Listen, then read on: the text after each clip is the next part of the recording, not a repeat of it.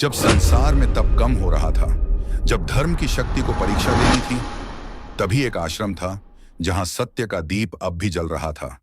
आत्रि ऋषि का आश्रम, और वहां थी अनसुया, पतिव्रता की प्रतिमा। उनकी कीर्ति स्वर्ग तक गूंज चुकी थी, और वही था वह क्षण जब स्वर्ग के 3 महादेव ब्रह्मा, विष्णु और महेश साधु के वेश में एक कठिन परीक्षा लेकर पृथ्वी पर उतरे।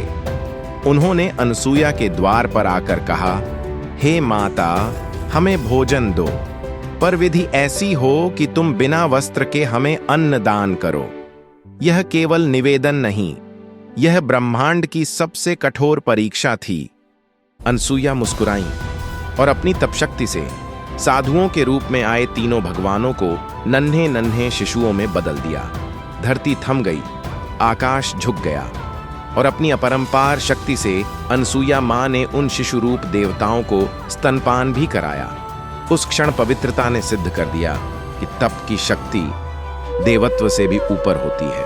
परंतु स्वर्ग से उतरी देवियां सरस्वती, लक्ष्मी और पार्वती विनती करने लगीं। अनसुया माता ने करुणा दिखाई, तीनों देवों को उनके दिव्य रूप में मुक्त कर दिया, और तभी वे तीनों देव अपने साधु वेश का रहस्य प्रकट करते हुए बोले, हम तीनों एक ही रूप में तुम्हारे घर जन्म लेंगे। और फिर आत्रि ऋषि के आश्रम में दिव्यता का उदय हुआ।